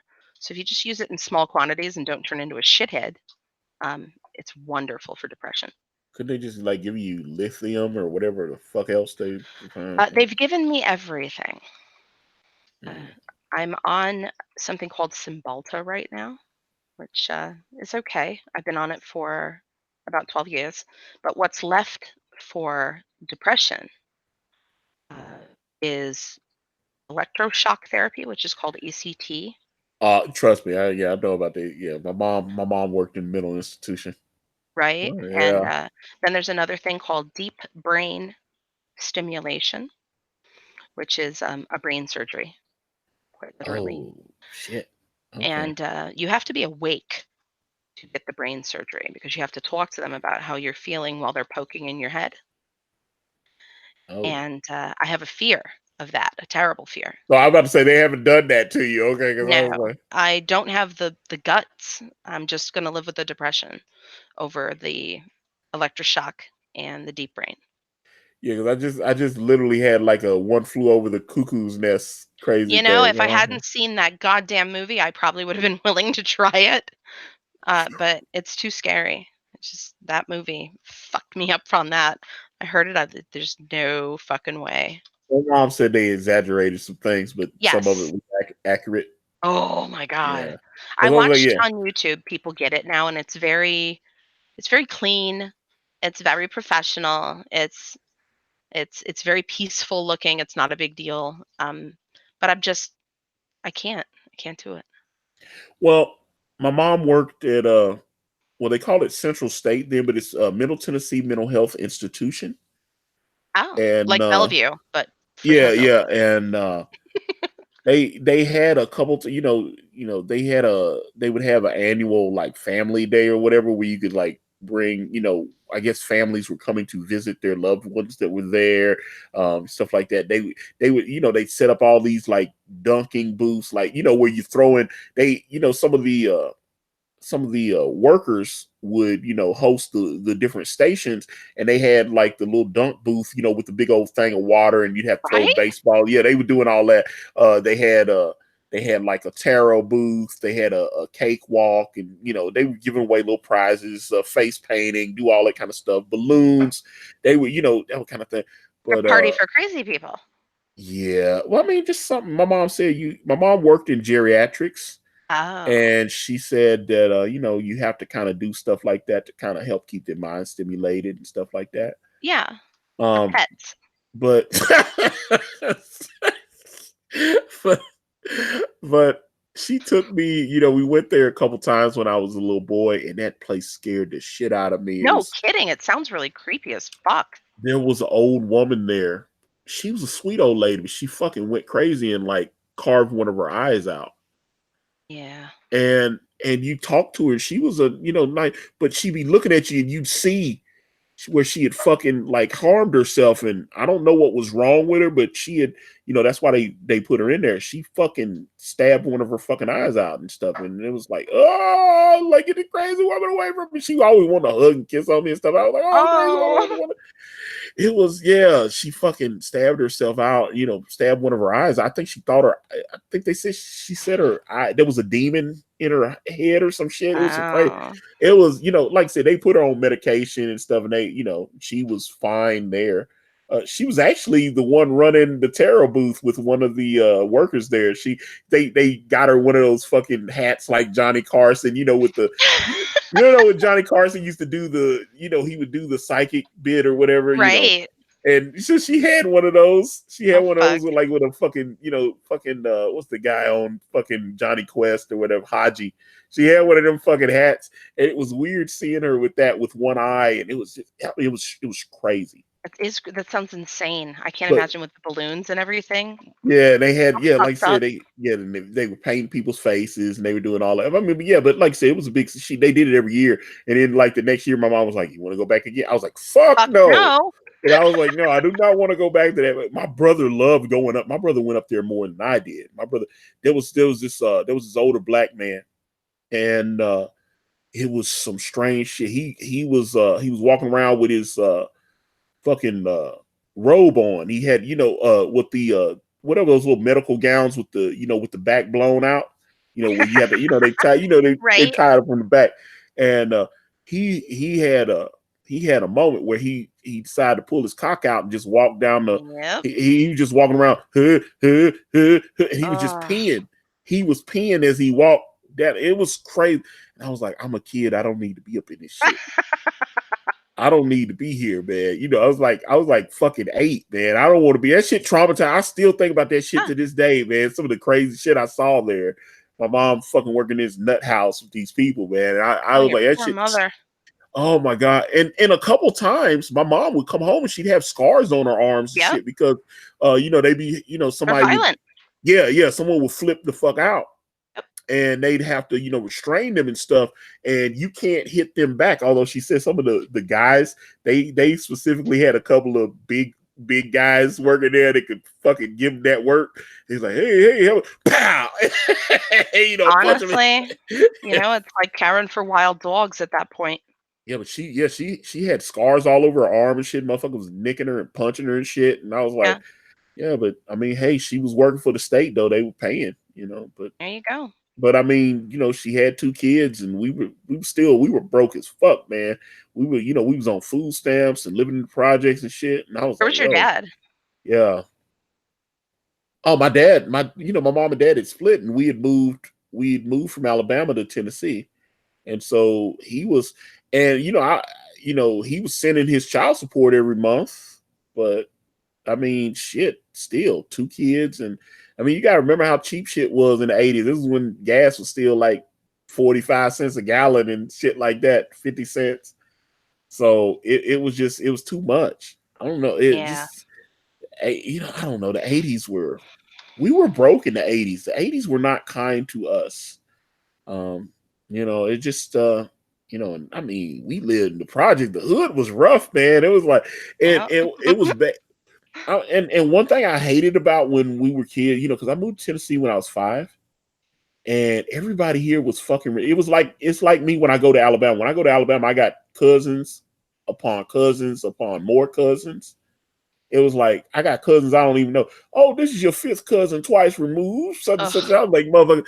I would come in and it'd be all these goddamn cousins. You come up here to Tennessee, and all these motherfuckers got cousins upon cousins. You have a problem when you like somebody, y'all be at the park or something playing basketball, and someone would get in your face and you push them, and next thing you know, you go back to 18 your bill. peasants. Yeah, yeah. No, man, this shit was crazy. He's like, Maricus is kin to Mike here, right? And I'm like, what the Ugh. fuck? And it was like everybody, it was never one-on-one. There was no Right. such thing as one-on-one. I got jumped by like 3 dudes because I was always a big fat guy anyway. So it was always motherfuckers, they was always gonna lay it down on me. I was never gonna get one-on-one. Like motherfuckers run up on me. I had a dude run up on me with like a brick in his hand and bust me upside the head. I had all kind of shit Oh, happen when shit. yeah, I got hit upside with head with bricks and rocks and motherfuckers swinging bats at me and shit. I was like, that shit was crazy where we were at, man. I was like, these people are crazy. My Yeah. brother, so the only person that had to watch my back was my brother, man. And my brother liked to fight. So they were afraid of my brother, but they would gang up on him too. He got jumped by a couple people. There were people trying to jump up on him and stuff. I mean, we had like a whole project building try to kill us one time. It was crazy.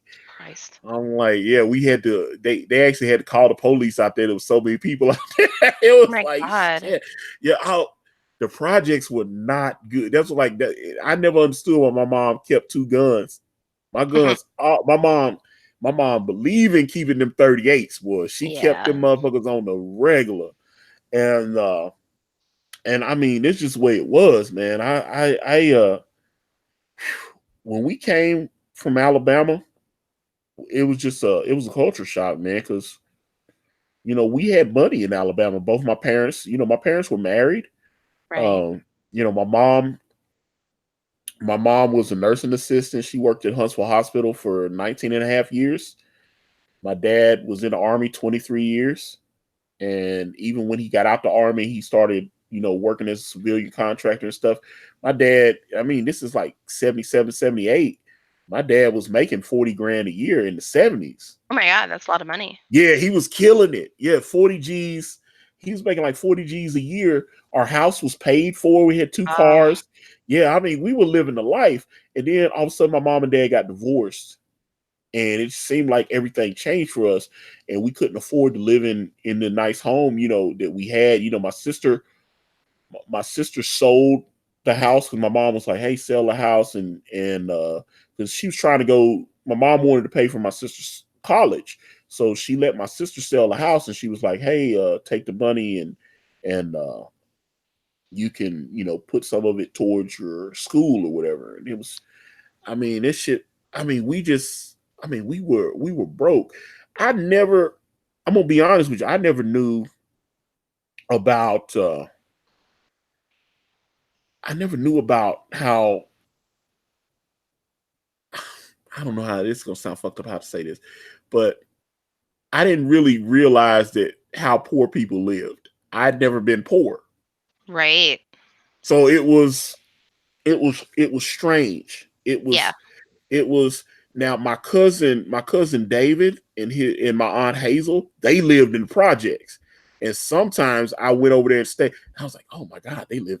How do they live? He was jealous of how we lived Right. because his existence was so different. I mean, they were on everything. They was on food stamps. They was in Section 8 house. It's like they were getting like discounted.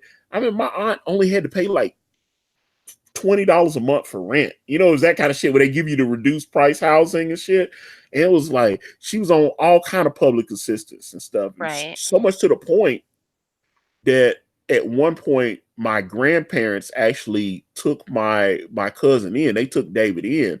So, and then my grandmother died. And when my grandmother died, then my grandfather was like, "Well, shit, I'm old. I already raised 9 children. I don't want to, So David's got a mother, so he needs to go stay with his mother." So they sent him back, and then all of a sudden he went from living with my grandparents, where Ugh, they had the nice right. farm.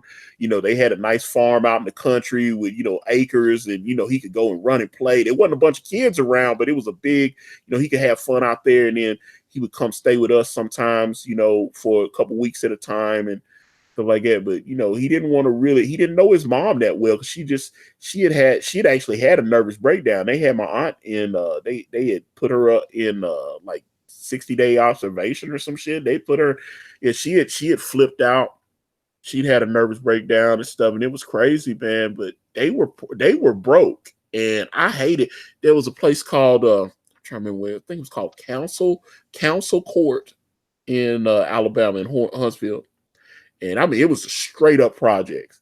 I hated going, and it was weird going from my house where everything we got cable, everything we got everybody got their own bedrooms. Like I said, my mom and dad, they used to throw parties, and we had a nice our neighborhood was actually integrated. Everybody there it was nice middle class neighborhood.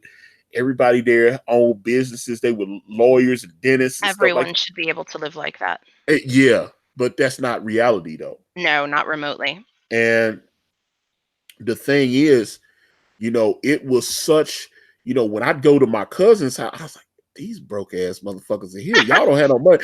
I was looking at these motherfuckers. With It was, disdain, you yeah, it fucker. was, I was, you know what? I actually started looking down, and Of I look course. back on that now, and I was looking down on these people. I was like, these people live It's like animals here. natural. It was these, a bunch of low class Yep. people in there, and they were all broke, and everybody's on welfare and shit. And then I come back to my nice house, and my brother's in private school, and I'm getting ready. I was a little kid, because I'm 3 and 4 years old. My brother was in private school. He's learning German and shit. Like they were teaching him German and shit. And they were like, "Oh, next year you're going." And I was like, "Oh, okay, cool." And I was like, "Yeah, everything's good." It And makes then all the difference, doesn't it? yeah, It and decides then the whole trajectory of your life. and then the divorce happened. Oh and God. then the divorce happened. And my mom, because my mom, she left her job at Huntsville Hospital because she wanted to get her RN. And Right. so my dad was making so much money. He was like, "Hey, baby, I make enough money to support us. If you want to go back to school and get your RN, that's cool." Yeah. And so she was like, "Cool." So she started going to college and stuff. And then, my dad would drink sometimes, and he Mm. kind of started getting a little out of hand, and they got into it, and he smacked her around a little bit, and she Oh pulled a fuck, gun. Yeah, she pulled a gun on him. girl. And after that, they about 6 months later they got divorced. They Shit. filed for divorce and stuff.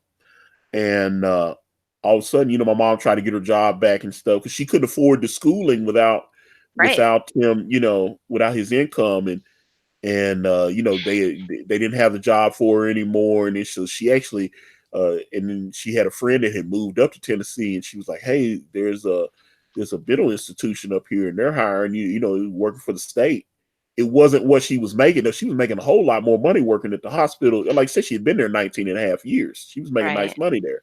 And matter of fact, the house that we lived in, she actually had bought that house before she married my father, because my sister was from her first husband, and then she met my dad, and then she had me and my brother. Um, and so she actually owned that house before she actually married my dad. And apparently, my sister told me that was something that my dad had a problem with. That it bothered him that she was able to buy her own house I without bet. him. I bet it did. And that Fuck him. shit, my mom was baller, man. She was about her business, man. And it was it just that's just the way it is. So once the divorce happened and the money stopped being there, and she actually left me. My aunt was living with us. She had my aunt was living with us and just taking care of us during the day while my mom was working. And so my mom was like, "I can't find any work here, so I gotta. I hear there's some jobs in Tennessee. Let me see, can I go up there?" And it's like 90-minute drive or whatever. And she was like, "Let me see if I can go up there and set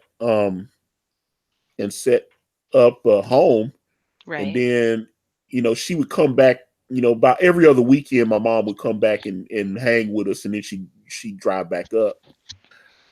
So she managed to get a job at Central State, Middle Tennessee Mental Health Institution, and she found a house in Smyrna on the at the army base. They had like civilian housing there. I guess they weren't using them anymore, and so they rented them out to civilians. But it was the army base, and there was actually a PX there because uh, my mom was dating this guy named Pete, and he would take us. Sometimes he'd take us over there to the PX, and they had like cheaper stuff there, like snacks, and like he would buy us jungle juices and stuff. I remember that he'd get us like little fruit punch and stuff. He'd go to the PX and show his military ID or whatever. They shop over there. But I just remember, but it was real. There was a lot of poor people at the army place, at the little army houses and stuff. It was poor people there because we hadn't been there. I think we'd only been there like 3 or 4 months, and somebody broke in our house. Ugh. We'd only been there like, I'm serious, we hadn't been there 3 or 4 months, and we went to school. We came home from school and the door was cracked, and we always lock the door on the way. Everything. Right. Someone had taken the screen door, and they figured out a way to jimmy it, and they came in the house, and we were so fucked up we didn't have shit. It's like my mom had gotten rid of a lot of stuff, trying to make, we didn't have any money, so it's expensive to move up there and stuff. Right. But they stole a lot of her jewelry that had been in the family for a few years and stuff like that. They took Terrible. um and it was real fucked up. It was real fucked up because I didn't understand it, because like I said, we were middle class. We were, and I mean, it was upper middle class. I'm telling you, the neighborhood we lived in, it was off Carmel Drive in Huntsville. And I mean, it was a real nice neighborhood there. I'm like, everybody, like I said, everybody owned businesses. Everybody was doctors and dentists and shit like that. Everybody, there was no broke folks there. You wouldn't be able to be broke and live where we were living. And we didn't have no car notes. The cars were paid for. Everything. And people were, like there were people in my mom's family that were jealous of her because she was so successful and everything was good. And like I said, all of a sudden we go from not having to not having no money. And I was confused when we come home and these jackass, they stole what was so bad. Not only, like I said, we didn't have shit.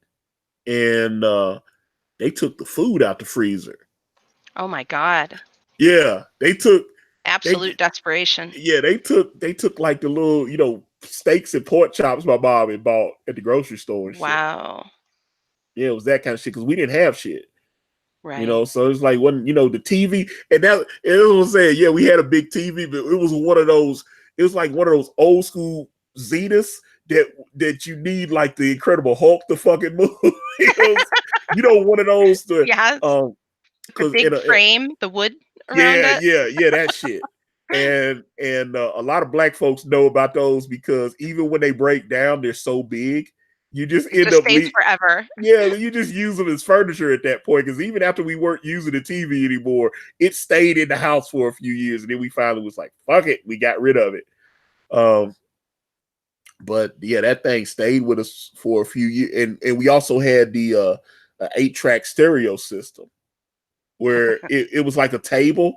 I mean, I'm talking this thing is a long ass cabinet because it had the record slots on both sides, so you had to actually lift because it just looks like a big old shelving system, and then you lift it up and you see a LP there, and it's got places for your 8-track tapes, and it's also got on the other side, it's got places where you can put all your records and stuff.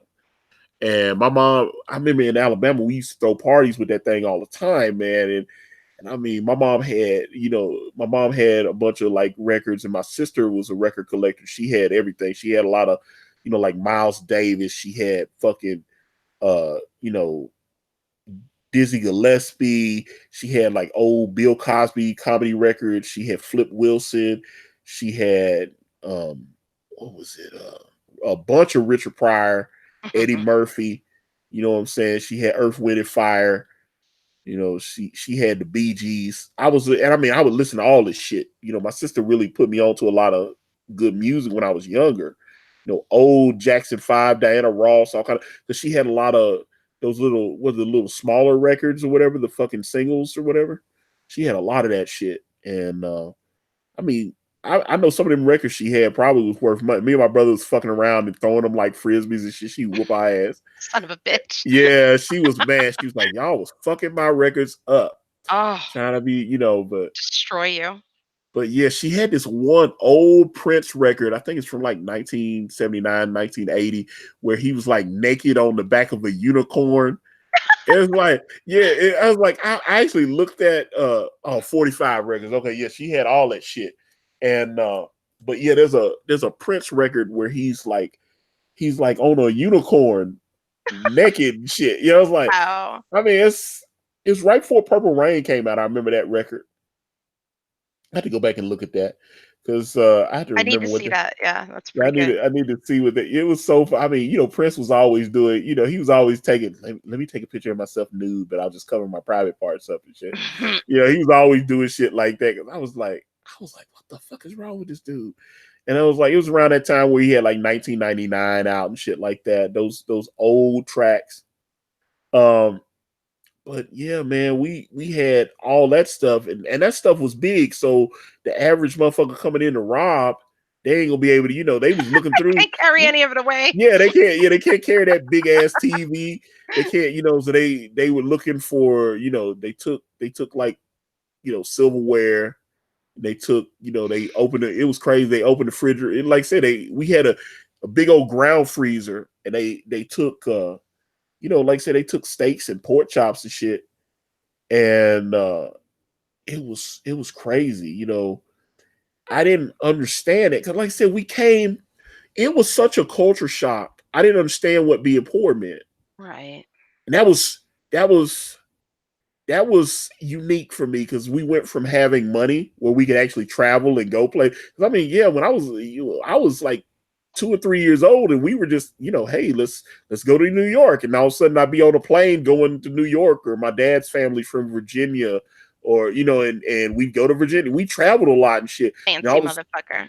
yeah, I mean that's how it was, and then all of a sudden, like, you know, we didn't travel. You know, um, there was a car note. Like and my mom couldn't pay the bills. I'm like, when first time motherfucking bill collectors started calling the house, and we started getting notices, and uh, I remember the first time we couldn't pay the electric bill, and I was sitting there, and all of a sudden the power went out. We didn't have power. We didn't have power in our house for almost 2 weeks, Yeah. and my mom was friends with the next door neighbor lady, and she felt bad for us. Ran the So extension cord for you? well, my mom, what my mom would do is she would go over there and cook our food and just bring it over to us or something. Like, they let her name was Jamie. I remember, and she had her son was Frank, and actually it was crazy.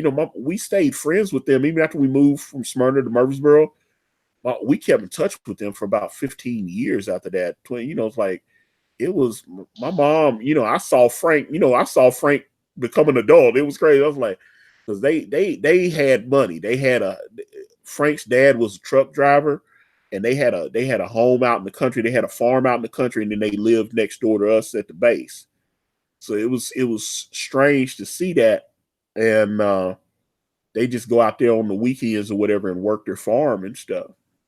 But they would let my mom like cook food, heat up something in their refrigerator or whatever. Were you In their, angry with your mom for not being able to sustain your lifestyle that you'd grown accustomed to?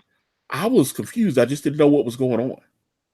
I really didn't. I didn't know what the fuck was going on. I didn't understand. I mean, at that time though, I was only 5 years old, so I didn't understand why all Oh. of a sudden I was like, we used to be able to. Why come I can't get McDonald's whatever I want now? Oh. And why Yeah. come it's like that was back in the day. If I wanted McDonald's, it was we just go get McDonald's. It was just the way it was. Now all of a sudden, I start hearing, "Baby, I don't have enough money. Sorry, baby, we can't Oh. afford that." And it was just that. It was weird, and we used to get spoiled with toys and shit at Christmas and stuff. And all of a sudden, Christmas birthday come, you might get one present, and that's I'm used to getting like 15, 20 presents. When I'm telling you, we would get showered with gifts, and this shit changed up on us. It just was the way it was. Yeah. And not to mention, I'd always get clothes, but you'd always get a bunch of toys. And then when your birthday and Christmas would come, and all of a sudden you get a bunch of socks and underwear and shit. It was Ugh. just the bare necessities. Yeah. And I just it was fucked. It was really fucked up.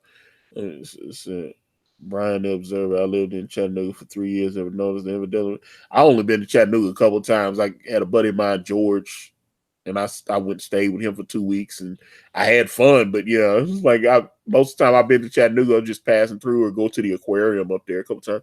I didn't really hang out there that much, but it was I don't know Tennessee.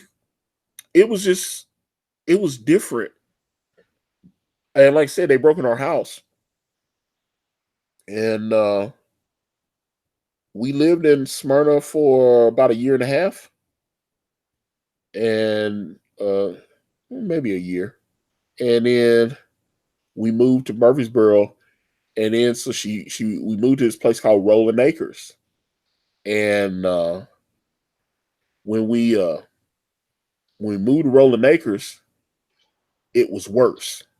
I thought it was bad at the no, Fuck. it was no, dude, it was even worse. It was whew, wow. Um, yeah, it was worse there, and again, all my cousins and stuff in Alabama, so everybody in Murfreesboro, they was all kin to each other and stuff, and we in the hood. So it was like, and I was like, oh my God, I'm living in the place that I used to make fun of my cousin for living.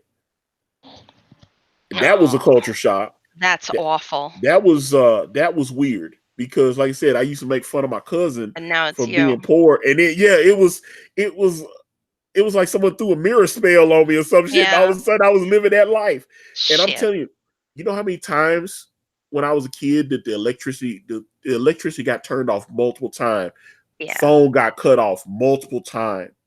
You know, we were on food stamp. I didn't understand about government cheese and shit. Now I'm a government cheese expert now. Powdered milk, powdered eggs, All that you peanut know, butter. yeah, the government peanut butter, all that shit. I didn't know about that shit. I was like, oh, that's what the peasants eat. What are you talking about? Yeah. And it really humbled me as I got older because it would it would shock me when I'd go to when I because like I said when a lot of this stuff started happening, I was 4 when my mom and dad started splitting up, and then so when I by the time I was 5 and it was time for me to start going to kindergarten and stuff, it was we were poor, and I didn't understand when I go to school, as I be going to school with the kids, and they'd always have new shit and they'd have new shoes, whatever new toys was out, and hey, what'd you get for Christmas? I got some socks and underwear, a new shirt. And these motherfuckers coming in, they got brand new shoes. I remember they had these shoes, what they called, Felines and Adidas. They'd have all that shit.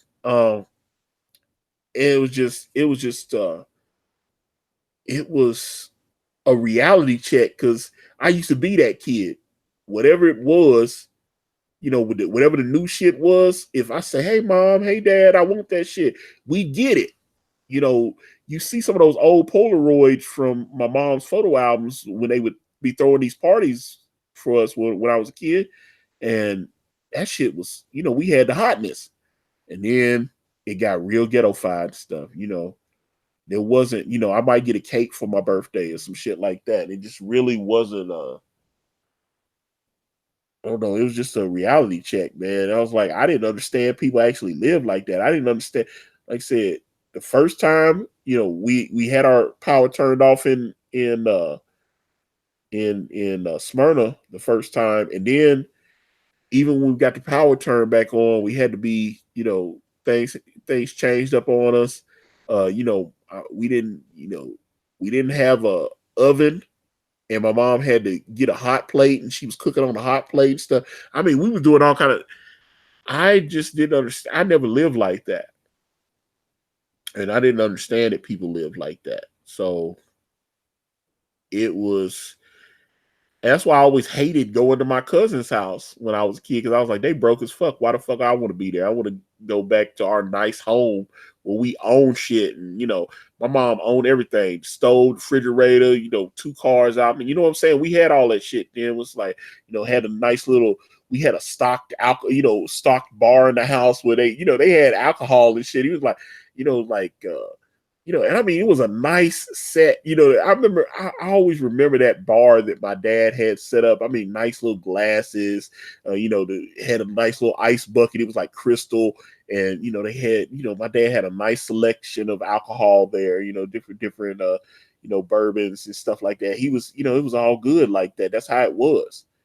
And then we all kind of different people. Like I said, our neighborhood was very integrated. It was like there was an Asian family, a couple white families, black family. Everybody was living together, and there wasn't no bullshit. Everybody, because I mean, I think a lot of differences that people have, where where they talk about like racial problems and stuff like that, I feel like money solves a lot of that shit. I feel like when people have money and they're on equal footing, then you don't hear all that racial bullshit. You know what I'm saying? But when people are broke, then you start seeing those problems. So it really, because I always remember that when I was a kid, that when I got older, I didn't really know about racism and shit like that, and it was just like, because like I said, there were white people in my neighborhood, there were black people in my neighborhood. We had an Asian family. Everybody got along. It wasn't a problem, but we all had money. And then all of a sudden you put me in a spot where, and but one thing I did notice when I went to the poor neighborhoods, I didn't see a lot of white people. There wasn't, and the white people that were in those neighborhoods, they didn't want to be there because Nobody wants to be there. yeah, they didn't want to be there. But I was like, I knew those white folks was broke because they was surrounded by black folks. Can you imagine? It's like you see 55, 60 black families and maybe 3 white families. And I felt like they were the minorities all of a sudden because That's what it's like in foster care. it was that kind of shit. Everyone black, and then me. And I was like, it was crazy. I was like, because my friend Jeff that I grew up with, he was a white guy, and he was, I remember talking to him. And he said, have you not looked around? There's not a lot of white people that live over here. And I was just like, but they were poor, and that was the reality. They didn't have any money, so that's why they had to live in the hood. So that's where it was. And I was like, oh wow, so a lot of times, poor neighborhoods even segregated because you'd have like the trailer park, and then it's just, the trailer park. When we go to the trailer park, there weren't any black people there. It's like they go to the project and there'd be black folks. You know what I'm saying? It's like everything was segregated. Did your mom ever get it together, like where you guys could live really comfortably again? My mom was living in government housing almost until about maybe the last 4 years of her life. Fuck me. Never put the pieces back together. I mean, we worked. She wasn't on food stamps at the end. You think it should be harder to get a divorce? I don't know, man. If you don't love each other, I mean, I hear people saying stay together for the kids. If you fuck it at the end, they fucking hated each other. Right. I mean, like I said, my mom pulled a gun on my dad, but like I said, he had gotten a little tipsy and got a little too familiar with his hands. Mm-hmm. So but you should be able to, I don't know, if you have kids, there's an obligation there, not to throw their lives into fucking turmoil. I don't know. That divorce changed my life, though. Yeah, I will say that because did. that divorce changed my life. The whole trajectory of your life was changed, and maybe it was for the better because it gave you character and that inspired creativity. But for fuck's sake, at what cost? Yeah, and that's something me and my brother have talked about a lot. It's like, man, what if mom and dad never got divorced? Because it's like, I'm serious. You cannot imagine what it's like living in a nice middle class neighborhood with no crime, and then you go into like the worst area. All of a sudden, your ass, that's a reality check for your ass right there. You go from, I always feel like, you remember Dan Aykroyd, Eddie Murphy in Trading Places? Very well. It's that kind of shit because all of a sudden, Reggie Hammond, it's like, or whatever, stealing like, his own shit. Yeah, I was just like, I mean, I'll never forget that, man. And I worked my ass off. I'm not rich by any means now, but I've worked my ass off, having jobs and just make sure I don't live like, where I'm not in the fucking projects or nothing like that. Because I lived in the projects for so many years. I don't want to live in the projects. Never again. The fuck again. Yeah, I was like, I'm not going. I mean, we used to go to the food bank every month. That was my reality. Food bank, food bank, food stamps. Always having to go to some government building and fill out fucking paperwork so that we can get approved for an apartment or some shit. We were always doing that shit, and I just that's just the way it is. That's how it was, and it's just. But I remember the good old days with the private schools, and it was so funny. The school was doing so well. Like you go to the school in the morning, and they were serving breakfast to the kids. Yeah, they actually fed the kids breakfast at the school and stuff. And I was like, I was like, wow. And you hear about that shit, and then I'm in the little ghetto school here, and there wasn't no motherfucking breakfast at my school. It was like, get your ass in here. They send that school bus down there, and they pick your ass up and send you to school, and then they serve you lunch. And that was it. And I was broke. I was broke there, you know, and there were, you know, there were kids that were definitely well off. It's so funny. I've run it every now and again. I'll be around town and I'll run into somebody that I was at Hopgood Elementary with and stuff, and I was just like, because I was broke as fuck. I was on free lunch and shit. Yeah, we had to sign up for like free lunch, and they go, Antonio, you're on free lunch, and I was like, yeah, Oh. yeah. I was. It would. I remember the teacher would say, if any of you students need free lunch, raise your hand, and I was so embarrassed. Humiliating. Yeah, so I would, you know, because the kids would make fun of you because you had to fill out the free lunch form and stuff. You're poor. Ugh. And I remember, well, we had like 30 kids in our homeroom, and I was one of like only 4 kids in the class that needed free lunch. Right. So I remember the year before I registered, and everybody made fun of me and shit, and they were making fun of you for had to you know, sign up for free lunch. And so this time, what I did is I waited. I knew she was going to ask. The teacher was going to say, "Hey, kids need free lunch. Let me get you the form." And I let the other kids raise their hands and shit, and I just played it off. And then I Yeah. waited till everybody started. You know, they dismissed us to go to our classes, and then Oh, by the way, what?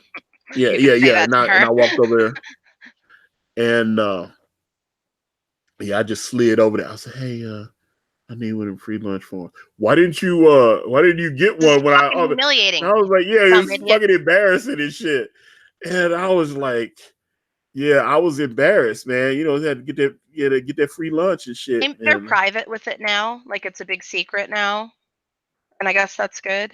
But yeah, for the longest time, you just had to be humiliated and that was it. but I got free lunch. I got free lunch all the way up until I went to middle school.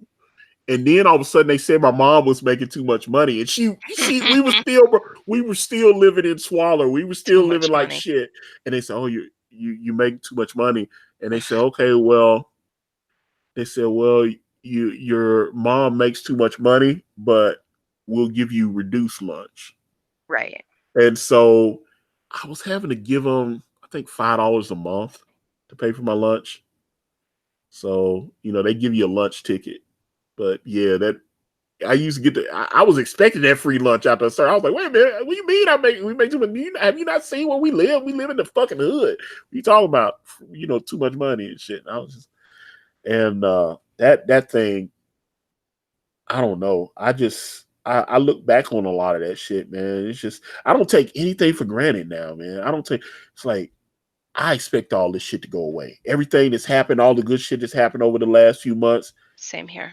I never take that shit for granted, No. man, because I know I've lived hand to mouth. I know what that's like. I know what it's like when you open your refrigerator up and there ain't nothing in there but some fucking powdered milk from the government.